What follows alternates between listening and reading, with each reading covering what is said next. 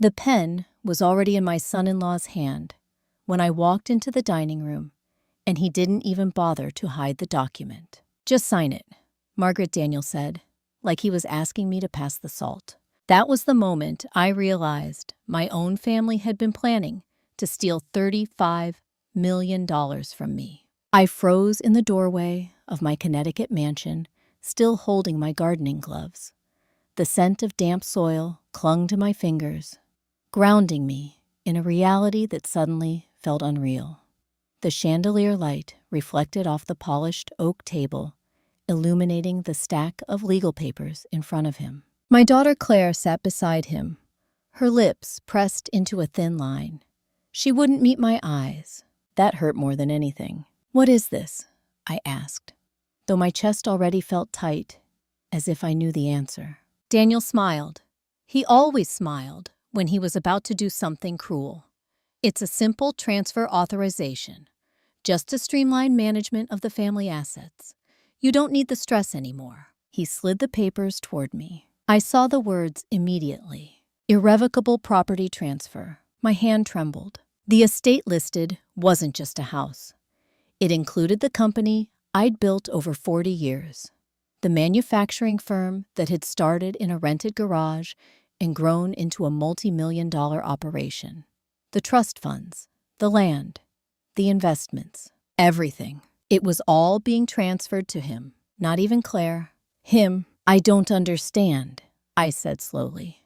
"Why would I give this to you?" Daniel leaned back in his chair, fingers steepled. His voice softened, almost sympathetic. "Because you're getting older. You've already had that fall last winter. What if something happens? This is just protection." A lie wrapped in concern. My eyes moved to Claire. She still wouldn't look at me. "Claire," I whispered, "did you know about this?" Her voice came out barely audible. "Mom, it's just easier this way." Easier. The word echoed inside me like a crack in glass. I remembered the nights I stayed awake when she was a baby, counting her breaths. I remembered working double shifts while her father lay dying, promising him I would keep her safe. And now she sat there while her husband tried to strip me of everything. The betrayal burned through my chest so fast I had to grip the back of a chair. Daniel tapped the pen against the table. "You're overthinking it. It's just paperwork.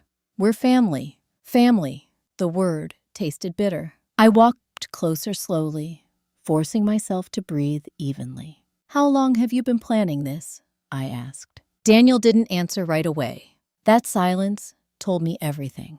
Claire finally spoke, her voice trembling. "Mom, Daniel says the company will struggle if you keep running it. Investors prefer younger leadership. This is about protecting your legacy."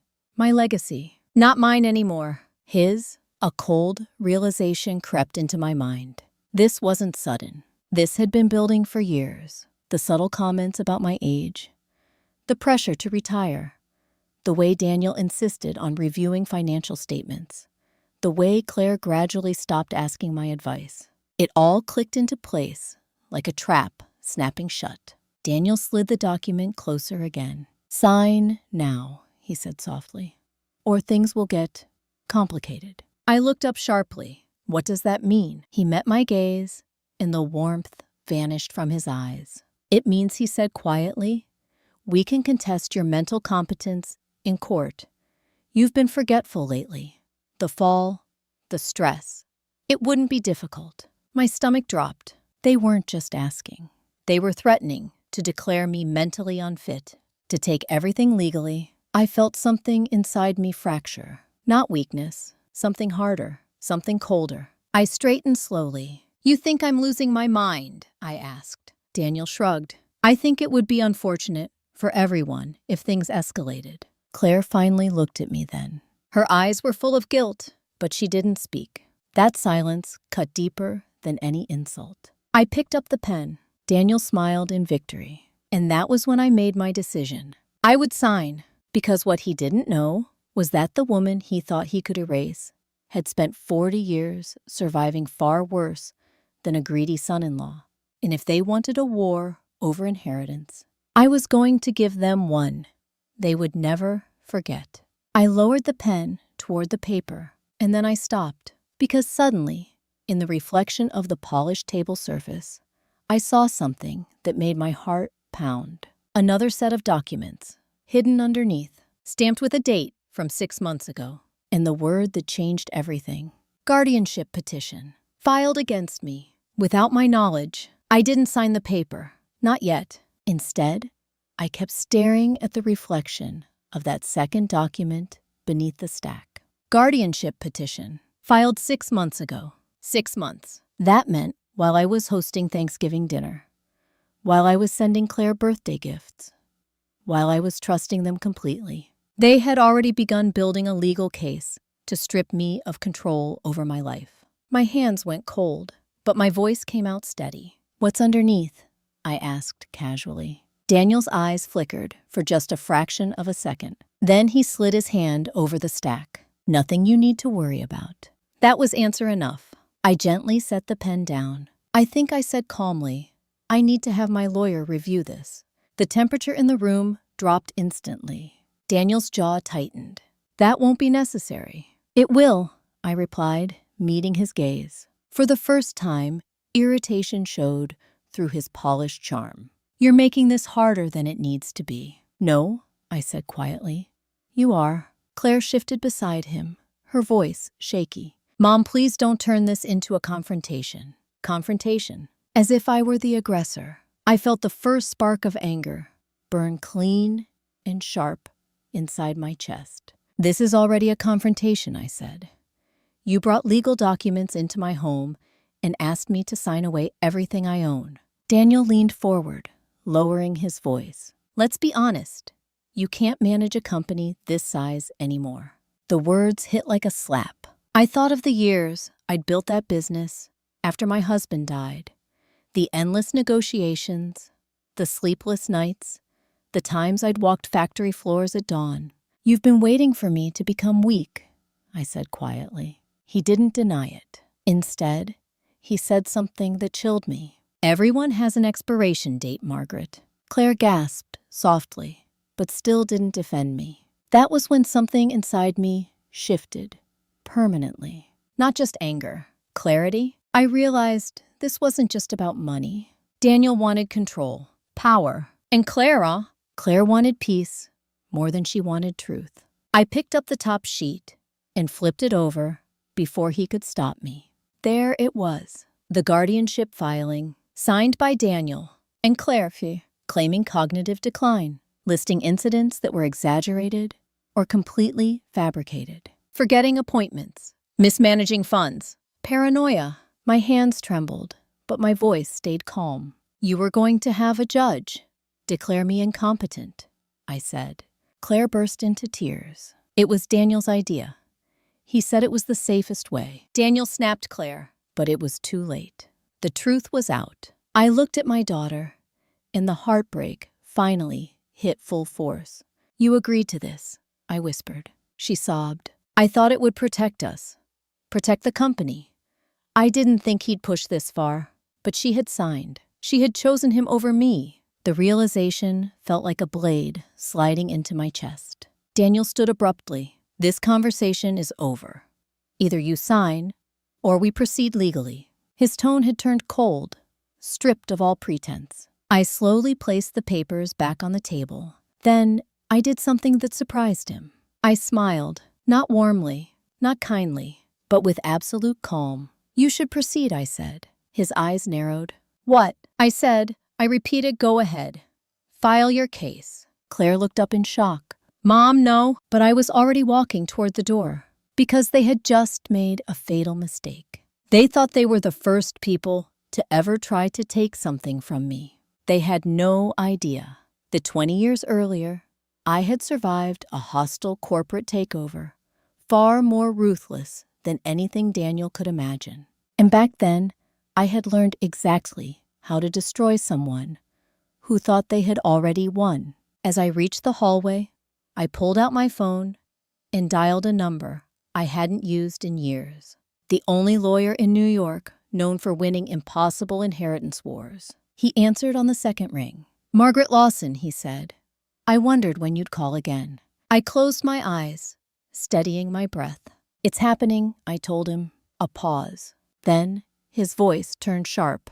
Who's coming after you? I looked back towards the dining room, where my daughter and her husband still stood frozen. My own family, I said, and as I hung up, I made a silent promise. They wanted to erase me. Instead, I was going to make sure the truth erased them. The moment I ended the call, my hands stopped trembling. It wasn't because I felt safe.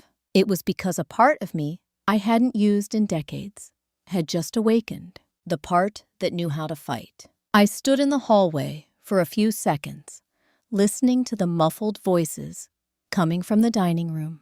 Claire's soft crying, Daniel's sharp whisper, angry and controlled. He was already calculating his next move. That man never reacted emotionally. He strategized, which meant I needed to move faster than he expected. I walked upstairs to my study, closed the door quietly, and sat behind the same mahogany desk where I had signed my first company contract 40 years ago. My fingers traced the worn edge of the wood. For a moment, I allowed myself to feel the grief. Not for the money, for Claire, for the little girl who used to climb into my lap after nightmares, the teenager who cried when she left for college, the young bride who once told me I was her strongest role model. When had she stopped seeing me that way? The answer came immediately. The year she married Daniel. I opened my laptop and logged into the company's internal archive system. My administrative access was still intact. Daniel hadn't anticipated I would react this quickly. That was his second mistake. The first was underestimating me. I pulled up the corporate governance records, scanning through the past 2 years. And there it was. A series of quiet changes. Board members replaced. Voting structures altered.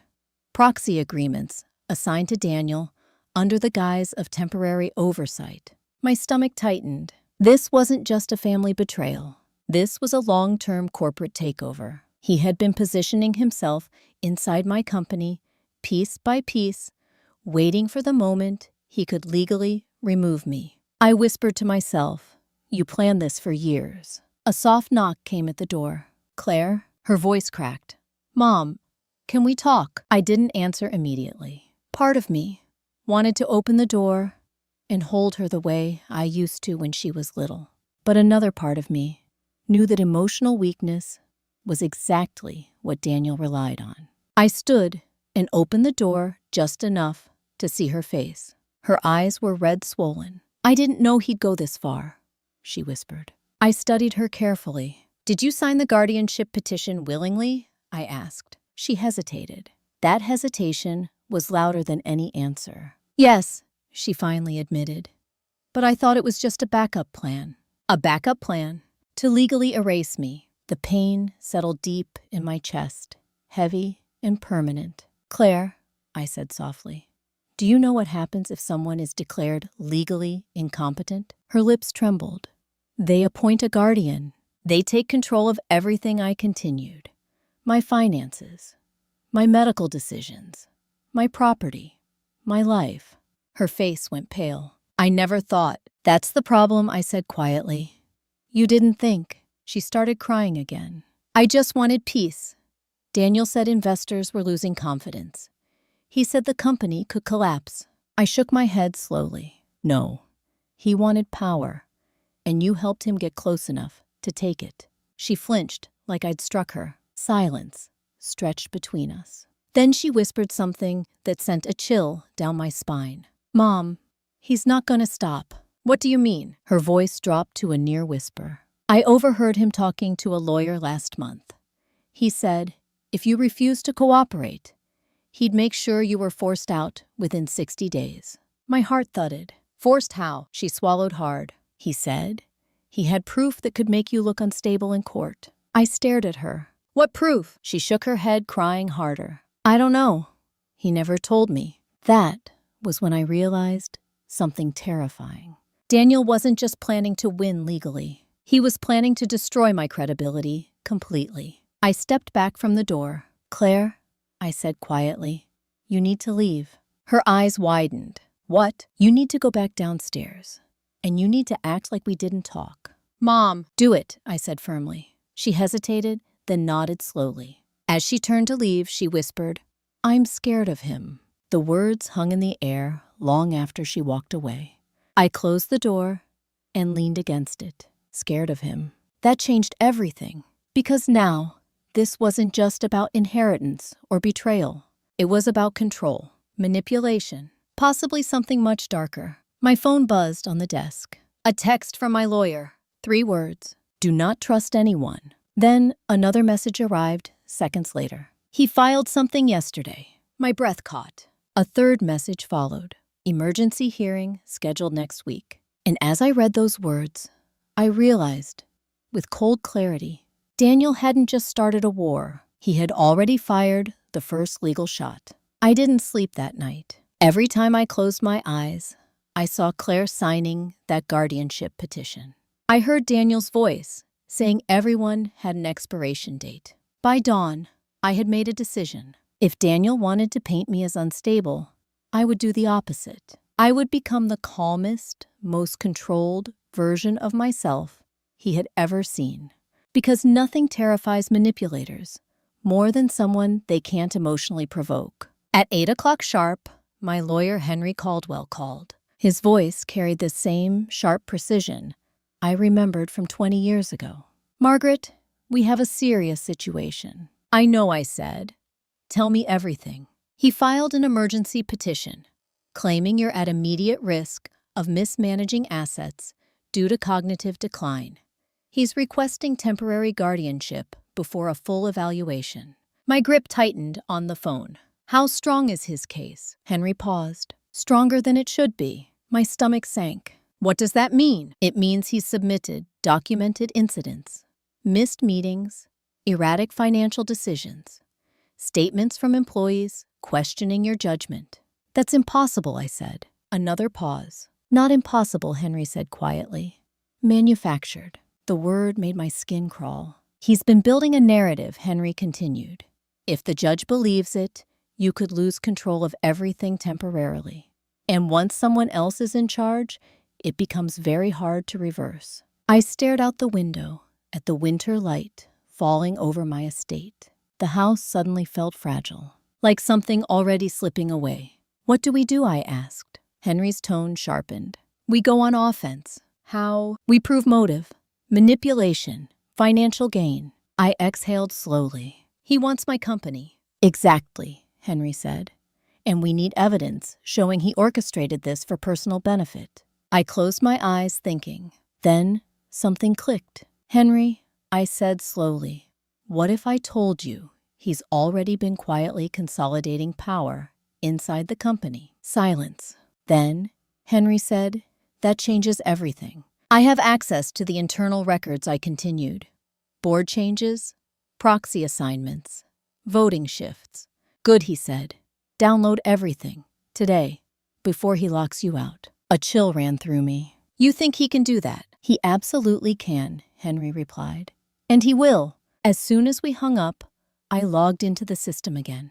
And Henry had been right. My administrative privileges were already being restricted. I still had partial access, but not for long. My hands moved quickly, downloading documents, financial logs, meeting minutes. Each file revealed the same pattern. Daniel installing loyal allies, gradually isolating me from decision-making, creating a paper trail that made it look like I had willingly stepped back. My heart pounded. This wasn't just betrayal. It was calculated psychological warfare. Then I found something that made my blood run cold. A private email chain between Daniel and a corporate consulting firm. One message stood out. Once guardianship is secured, transition control immediately. Asset liquidation strategy attached. Asset liquidation. They weren't just planning to take control. They were planning to sell everything.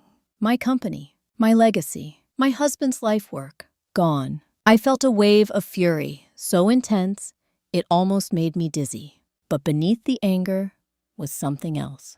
Fear, not for myself, for Claire. Because if Daniel was willing to manipulate the courts, destroy reputations, and dismantle an entire company. What was he capable of doing inside his own marriage? My phone buzzed again. A message from Claire. Just 3 words. He knows you called. My heart stopped. Another message appeared seconds later. He's coming upstairs. And before I could respond, I heard heavy footsteps moving down the hallway toward my study door. Then Daniel's voice. Calm, cold, right outside. Margaret, he said, we need to talk. I didn't answer him right away. Instead, I quickly closed the last document, saved it onto an encrypted drive, and slipped the small device into the hidden compartment beneath my desk drawer.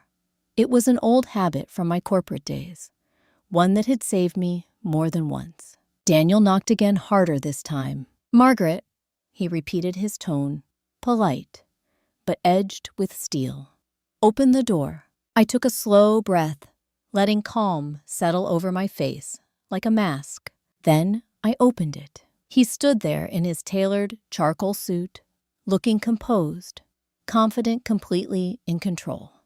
The kind of man who believed the world naturally bent in his direction. But his eyes flicked briefly toward my desk. He knew I had been working. You left the room rather abruptly earlier, he said smoothly, stepping inside without waiting for permission. I closed the door behind him. I didn't realize I needed your permission to walk in my own house, I replied.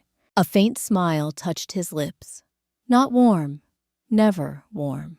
This doesn't have to become hostile, he said. I'm trying to protect everyone involved. That's an interesting word, I said quietly. Protect.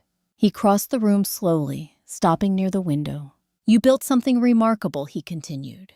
But times change. Leadership must evolve. Investors expect stability. I watched him carefully. You mean younger leadership, I said. He didn't deny it. This isn't personal, he replied. That lie was so polished, it almost sounded believable. Almost. I folded my arms. Then, why file for guardianship without telling me? For the first time, his expression hardened. You were never going to agree willingly, he said. This was the safest way to ensure continuity. Continuity, another corporate word meant to hide something ugly. You're planning to liquidate the company, I said quietly. His eyes sharpened instantly. For just a second, I saw something raw beneath his control. Surprise! How would you know that, he asked. I didn't answer, and that silence told him everything. His voice dropped lower. You've been digging. I held his gaze. I built that company from nothing, I said. You really thought I wouldn't notice you dismantling it, piece by piece. He stepped closer, his presence suddenly imposing. You're emotional, he said. That's exactly why this transition needs to happen. No, I replied evenly. You're afraid. That stopped him. His jaw tightened. Afraid of what, he asked coldly. Afraid I'll expose you before you finish taking everything. For the first time, the mask slipped completely. His eyes went dark. You don't have the power you think you do, he said quietly. By next week, a judge will decide who's truly in control. I leaned forward slightly. Are you sure about that? He didn't answer immediately. Then he smiled again. But this time, there was no charm in it, only threat. You should think carefully, he said.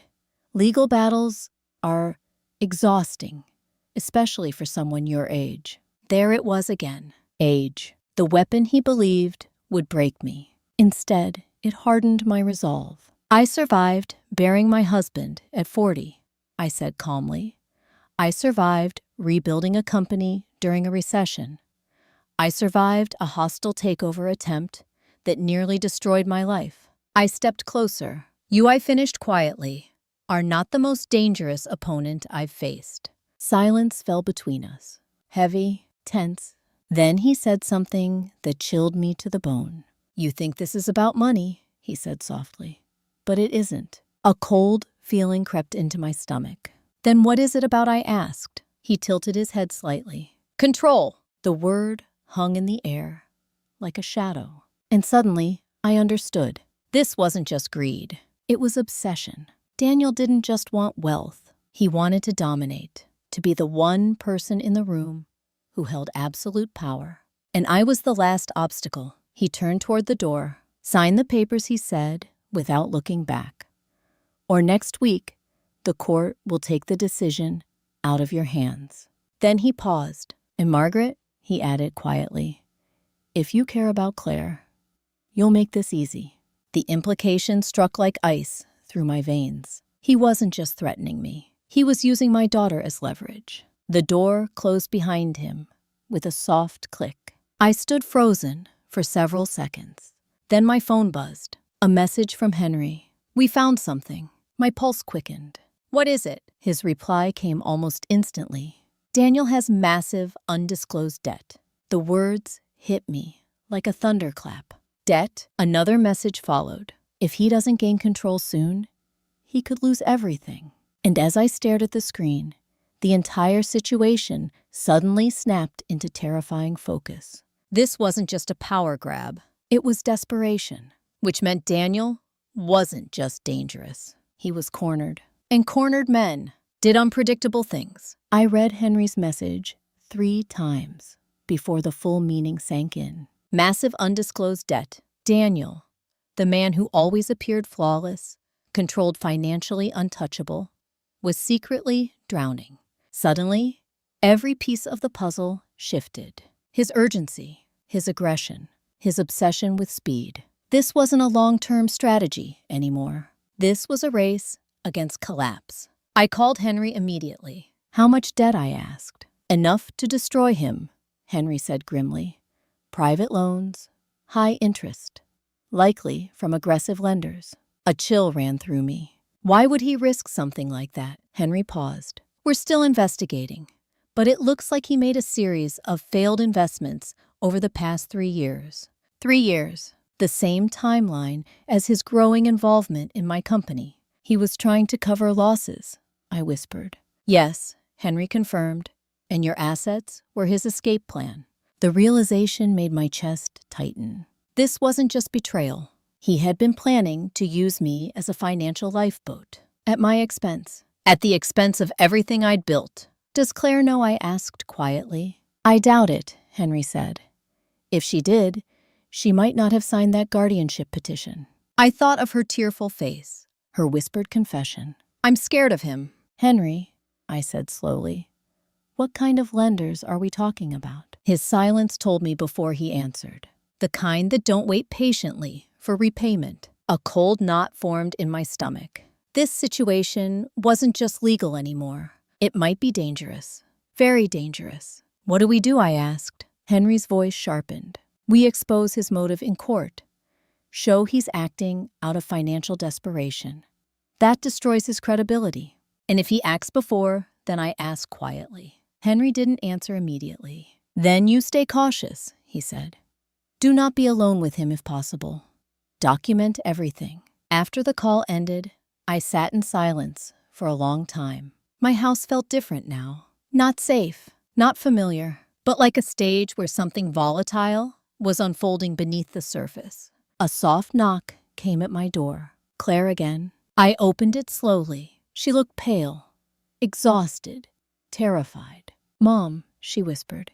He's been making calls all night. He's angry. I studied her carefully. Do you trust him? I asked. Her eyes filled with tears. I don't know anymore. That answer told me everything.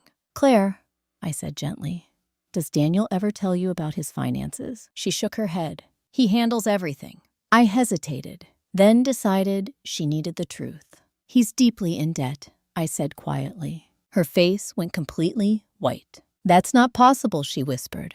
He always said we were financially secure. That's what he wanted you to believe, I replied. She staggered back slightly, gripping the doorframe. All this time, she murmured. The pressure, the arguments, the way he kept saying we needed more control. Her voice broke. He was lying. The truth hit her like a physical blow, and I saw something shift in her eyes. Not just fear, but awakening. For the first time in years, she looked at me, not as an obstacle, but as an ally. What do we do? She whispered. Before I could answer, a loud crash echoed from downstairs. Both of us froze. Then came Daniel's voice, shouting, angrier than I had ever heard him. "Where is it?" he yelled. My heart began pounding. Claire's face drained of all color. "He never yells like that," she whispered. Another crash, something heavy hitting the floor. Then his footsteps thundered toward the staircase. Claire grabbed my arm. "He's losing control," she said, panic rising in her voice. And as the footsteps grew louder, I realized with cold certainty, this situation had just crossed a line. Because a desperate man who feels his world collapsing doesn't just fight in court. Sometimes he fights in ways far more dangerous. The footsteps stopped right outside my study door. Claire's fingers tightened around my arm so hard it hurt. For a moment, the hallway was silent. Then Daniel's voice came through the door, low, controlled, but trembling with something raw underneath. "Margaret," he said, "I know you're in there." I forced my breathing to stay steady. This was no longer just a legal battle. This was a psychological one. I opened the door slowly. Daniel stood there, his composure visibly cracked for the first time since I'd known him. His tie was loosened, his hair slightly disheveled, his eyes burned with something between fury and panic. "What are you looking for?" I asked calmly. He stared at me, searching my face. "Documents," he said shortly. "Company records, private files." I tilted my head slightly. "Why would those be missing?" His jaw flexed. "Because," he said quietly, "someone accessed the internal archive this morning." Claire shifted behind me. I stepped forward, blocking his line of sight to her. "You mean someone is doing exactly what you've been doing for the past 3 years?" I asked. His eyes narrowed. "You're playing a dangerous game," he said. "No," I replied evenly. "I'm defending myself." His voice dropped further. "You don't understand the consequences." A cold calm settled inside me. "Then explain them," I said. For a moment, he hesitated. And in that hesitation, I saw something I'd never seen before. Fear, real fear, not of me, but of something else. He leaned closer, lowering his voice. "If this goes to court," he said quietly, "everything will come out. Financial disclosures, investigations. You think that will protect your company." I studied him carefully. "You're not worried about my company," I said softly. "You're worried about yourself." That struck a nerve. His control snapped for a fraction of a second. "You have no idea what's at stake," he snapped. "Then tell me," I pressed. Silence. His eyes flicked briefly toward Claire, then back to me. "I'm trying to save us," he said through clenched teeth. "By stealing from me?" I asked. "By stabilizing everything before it collapses," he shot back. The word collapsed echoed in the hallway. And suddenly, it was clear. He wasn't just afraid of debt. He was afraid of total ruin. "What happens if you don't get control of my assets?" I asked quietly. He didn't answer, but his silence was enough. Claire's voice broke behind me. "Daniel, are we in danger?" He turned sharply toward her. For a moment, something dark flickered in his expression. Then his tone softened instantly. "No," he said smoothly. "Everything is under control." But Claire didn't look convinced. And neither did I, because I had just seen the truth in his eyes. He wasn't in control anymore. He was unraveling, and unraveling men make mistakes. He straightened his jacket, forcing composure back into place. "This ends next week," he said firmly. "The hearing will settle everything." Then he looked directly at me. "You should prepare yourself for that outcome." He turned and walked away. But this time, his steps weren't confident. They were heavy, uneven, as if each one carried the weight of something closing in on him. The moment he disappeared downstairs, Claire sagged against the wall. "Mom," she whispered, "I don't recognize him anymore." I wrapped an arm around her shoulders. "You're seeing the real him," I said quietly. Her voice trembled. "What if he loses everything? What if someone comes after us?" The fear in her question confirmed what I already suspected. Daniel's debt wasn't just financial. It involved people capable of applying pressure. Real pressure. I took a slow breath. "Claire," I said gently, "there's something you need to understand." She looked up at me. "If he's truly desperate," I continued, "he will push harder than ever before the hearing." Her eyes widened. What does that mean? It means, I said quietly, we're not at the peak of this conflict yet. And deep down, I knew something else with absolute certainty. Daniel wasn't finished escalating. Not even close. Because desperate men don't give up when they start losing. They double down. They take bigger risks. And sometimes, they cross lines that can never be uncrossed. The next morning, the house felt eerily quiet. Too quiet. Claire had barely slept. I could see it in the dark circles under her eyes as she sat at the kitchen island, stirring coffee she wasn't drinking. Daniel had left before dawn, without saying a word. That alone told me everything. He was moving quickly, desperately. I poured myself tea and sat across from Claire. We need to talk, I said gently. She nodded, her voice fragile. I know. I took a steady breath. You need to decide where you stand. Her eyes filled with tears instantly. I don't want to choose between you. This isn't about choosing between people, I said softly. It's about choosing truth. She stared down at the counter. I loved him, she whispered. I thought he loved me. The past tense in her voice broke my heart. Sometimes, I said carefully, people love power more than they love anyone else. She wiped her eyes. What if he really is trying to protect us? I reached across the counter, covering her hand with mine. Claire, I said gently, people who protect you don't lie, manipulate courts, and threaten your family. She nodded slowly, as if finally accepting something she had resisted for years. Then she whispered something that made my pulse quicken. There's something I never told you. I stilled. What is it? She hesitated, then spoke in a shaky voice. Last year, Daniel asked me to sign a postnuptial agreement. My stomach tightened. What kind of agreement? She swallowed hard. If we ever divorced, he would retain control of all jointly managed assets, including anything transferred into his name. A cold realization hit me instantly. He was planning for this outcome, even back then, I said quietly. Claire nodded, tears spilling again. He said it was standard legal protection. No, I said firmly. It was preparation. Preparation for taking everything. The depth of his long-term planning made my skin crawl. This hadn't started 3 years ago. It had likely begun the moment he married her. My phone buzzed on the counter. A message from Henry. Emergency update. My heart skipped. I opened it. Daniel's lenders filed a lien notice this morning. Another message followed. If he doesn't secure major assets soon, they can legally seize his holdings. I stared at the screen, the implications crashing over me. He wasn't just under pressure. He was on the brink of financial destruction. Claire watched my expression change. What is it? She asked. I hesitated, then told her the truth.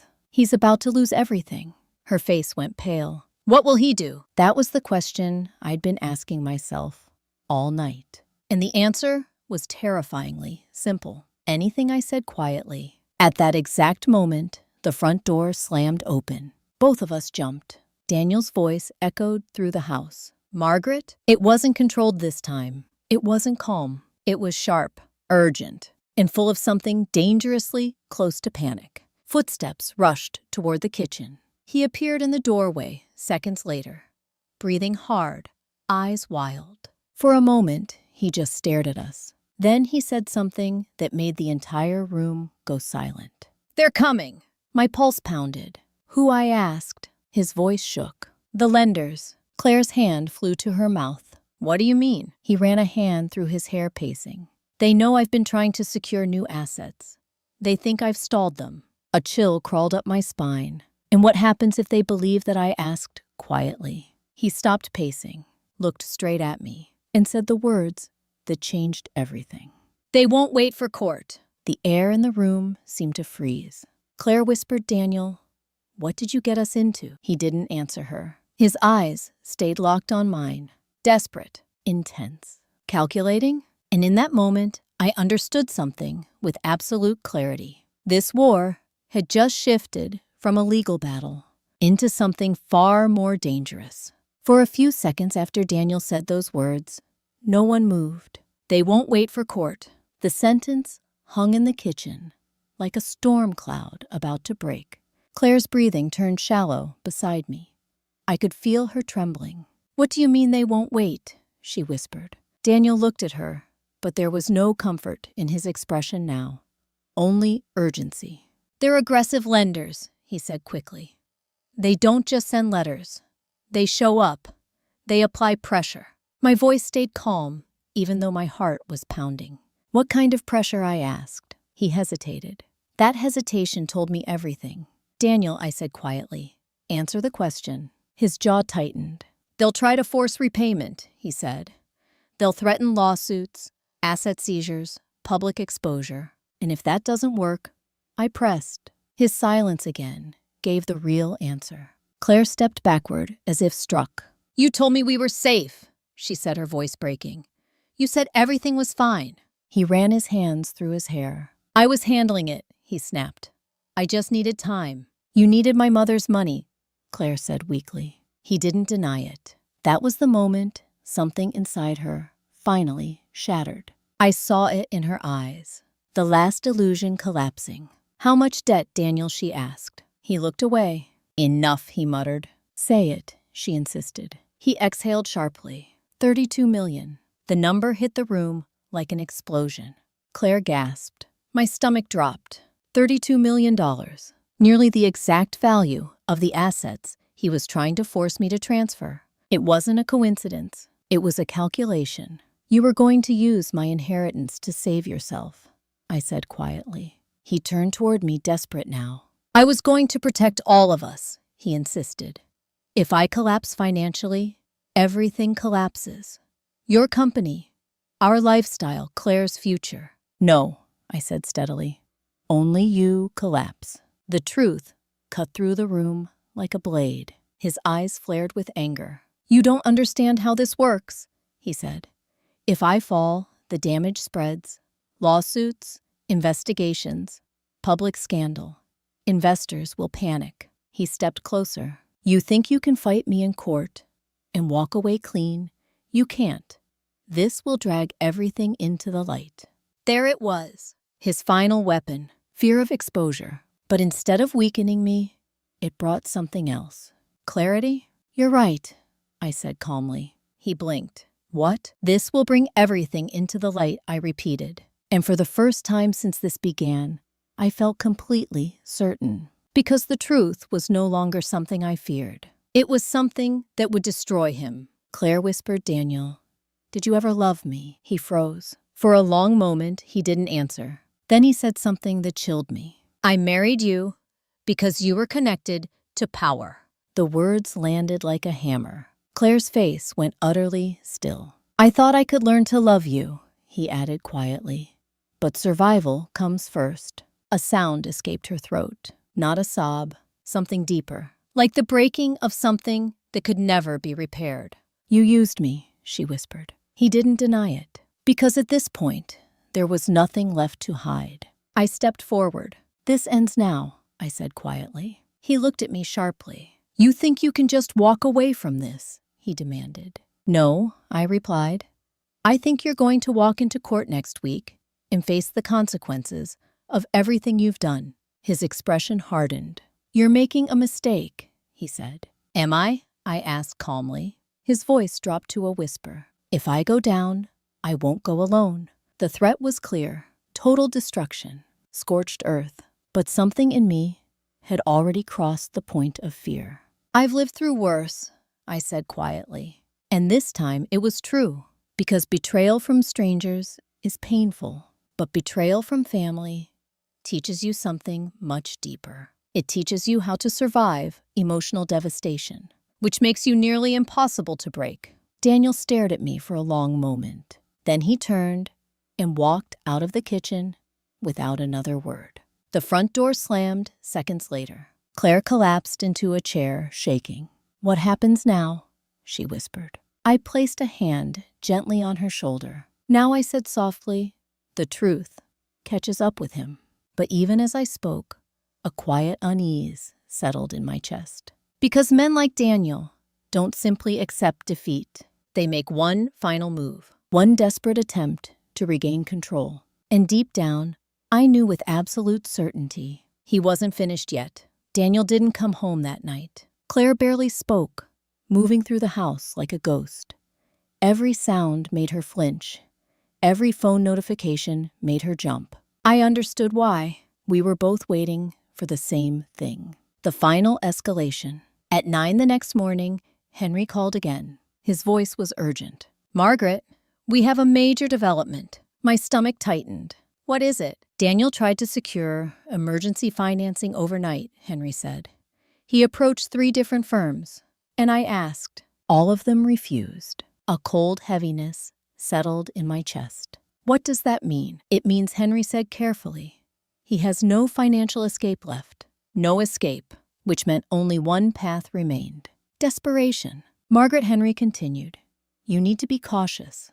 People in his position sometimes make reckless decisions." "I know," I said quietly. And I did, because I had seen it before in corporate wars. When someone realizes they are about to lose everything, they don't always walk away quietly. They try to force a last-minute reversal, a move so extreme it changes the entire battlefield. After the call ended, I found Claire sitting by the living room window, staring at the driveway. Waiting for him, I asked gently. She nodded without looking at me. "I keep hoping he'll come back and say, 'This was all a misunderstanding,'" she whispered.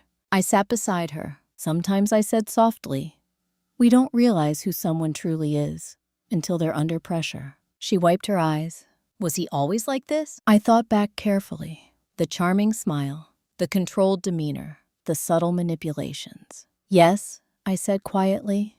"We just didn't see it clearly." Before she could respond, a car pulled into the driveway. Not Daniel's. A black sedan. 2 men stepped out, both in dark suits, both moving with calm, purposeful confidence. My pulse quickened. Claire whispered, "Who are they?" I already knew. "They're not friends," I said quietly. The men walked towards the front door. One of them knocked. Firm, heavy. Claire's hands began to shake. "Mom, what do we do?" I stood slowly. "We stay calm." Because panic was exactly what people like this expected. And fear was a form of power. I opened the door. The taller man spoke first. "Good morning," he said politely. "We're here regarding Daniel Carter." His tone was calm, but there was steel beneath it. "He isn't here," I replied. The man nodded slowly. "We know." A chill moved down my spine. "Then why are you here?" I asked. He met my eyes directly. "Because," he said quietly, "we believe you're the reason he hasn't paid us yet." The implication was clear. They thought I was blocking his access to assets, which meant they saw me as an obstacle. Claire whispered behind me, "Mom." I kept my voice steady. "I have no involvement in his personal debts." The second man spoke then. "That may be true legally," he said.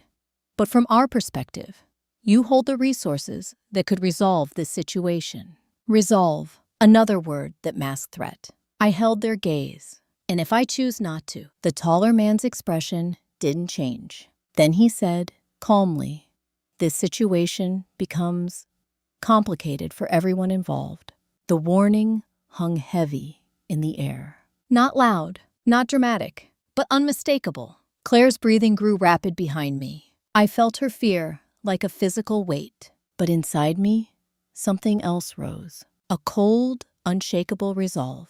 Because this moment confirmed everything. Daniel's actions had not only betrayed our family, they had pulled dangerous forces directly into our lives. I stepped forward slightly and said something that surprised even myself. "Then perhaps," I replied calmly, "you should speak to him in court next week." Both men studied me carefully, assessing, measuring. Then the taller one gave a small nod. "We will," he said. He paused. "But understand this, Mrs. Lawson." His voice lowered. "Time is running out for him." They turned and walked away. But as their car disappeared down the driveway, a deep certainty settled in my chest. The endgame had begun. And somewhere out there, Daniel was running out of options, which meant his final move was coming soon. The night before the hearing, the house felt like it was holding its breath. Claire sat across from me at the long dining table, the same table where Daniel had first tried to force me to sign away everything. Now, it stood between us like a quiet witness to everything that had fallen apart. She hadn't cried all day. That worried me more than her tears ever had. "Are you ready for tomorrow?" she asked quietly. I nodded. Yes, but the truth was, readiness wasn't the right word. What I felt was something steadier, acceptance. Because this wasn't just about winning anymore. It was about ending something that had poisoned our lives for years. Claire stared down at her hands. "I keep thinking about when we met him," she whispered. "He was so charming, so confident. Everyone liked him." "That's how people like Daniel operate," I said gently. "They build trust before they use it." She swallowed. "I feel stupid." I reached across the table, covering her hand. "You're not stupid," I said softly. "You loved someone who was pretending to be someone else." Her eyes filled with tears again, but she nodded. Then she whispered something that made my heart ache. "Do you think he ever cared about me at all?" I hesitated, then answered honestly. "I think he cared about what you represented. Stability, access, security." Her lips trembled. "That's not love." "No," I said quietly. "It isn't." A heavy silence settled between us. Then my phone buzzed. A message from Henry. "We have him." My pulse quickened. "What do you mean?" The reply came instantly. "Financial records, loan agreements, evidence he planned to liquidate your company immediately after gaining control." I exhaled slowly. The final piece. Proof of motive, proof of intent, proof of manipulation. Henry sent one more message. "This will end tomorrow." I looked up at Claire. "It's over," I said softly. She searched my face. "Are you sure?" I nodded. "Yes." But even as I spoke, a strange feeling settled inside me. Not triumph, not relief, something more complicated. Because winning against a stranger feels satisfying. Winning against someone who once sat at your family table feels like morning. The next morning, the courthouse was cold and quiet, its marble floors echoing under every step. Daniel stood across the room when we arrived. For a moment, I barely recognized him. His suit was still immaculate, but his face looked hollow. The sharp confidence that once defined him was gone, replaced by something brittle, exhaustion, fear, and the realization that his control was slipping. Our eyes met briefly. He looked away first. That alone told me everything. The hearing began quickly. His lawyer argued that I was mentally unstable, incapable of managing complex financial matters. They presented documents, statements, fabricated incidents. For a moment, the narrative sounded convincing, until Henry stood. Calm, precise, unshakable. He presented the evidence one piece at a time. Daniel's secret debt, the lien notices, the communications with consulting firms, planning asset liquidation. The internal company, emails proving long-term manipulation. The courtroom grew very quiet. The judge's expression shifted from neutral to deeply concerned. Then, Henry presented the final piece, an audio recording, Daniel's own voice, saying clearly that he needed control of my assets before his lenders destroyed him. The silence that followed was absolute. Daniel's face went completely pale. His lawyer whispered urgently beside him. But it was already over. The judge spoke calmly, firmly. The petition for guardianship is denied.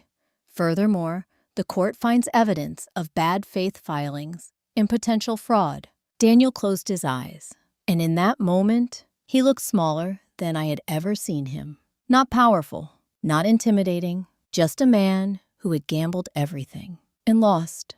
The fallout was swift. Within weeks, Daniel's financial collapse became public. His lenders seized his remaining assets. His reputation in the corporate world evaporated almost overnight. No one wanted to be associated with a man who had tried to manipulate courts and exploit his own family. Karma, I realized, doesn't always arrive dramatically. Sometimes it arrives quietly, in consequences that unfold one by one until there is nowhere left to hide. Claire filed for divorce. It wasn't easy. I watched her grieve, not just the marriage, but the illusion she had lived inside for years. One evening, months later, we sat together on the back patio, watching the sun set over the gardens. For the first time in a long while, she looked peaceful. "Do you ever wish things had turned out differently?" she asked. I thought about that carefully. "Yes," I said honestly. "I wish he had been the man we thought he was." She nodded slowly. "Me too." Then she looked at me, her eyes filled with something steady. "Thank you for not giving up on me." I squeezed her hand. "You're my daughter," I said softly. "That never changes." The company stabilized. Under new leadership, I trusted. I stepped back from daily operations, not because I was forced to, but because I finally chose to. And for the first time in decades, I allowed myself to simply live, to breathe, to exist without constantly fighting for survival. Sometimes people think revenge is about destroying someone, but I learned something different. True revenge is reclaiming your peace. It's refusing to let betrayal define your future. It's building a life so steady, so grounded, that the people who tried to break you become nothing more than distant memories. Years later, when I think back on that time, I don't remember the courtroom arguments or the financial battles. I remember the moment Claire chose truth over fear. Because in the end, that was the real victory. Not winning against Daniel, but healing what he tried to destroy. If you've ever faced betrayal from someone you trusted, if you've ever had to fight for your dignity, your inheritance, or your peace, know this: you are stronger than the people who try to take from you. And sometimes the most powerful justice isn't revenge at all. It's survival clarity and the quiet knowledge that karma always finds its way.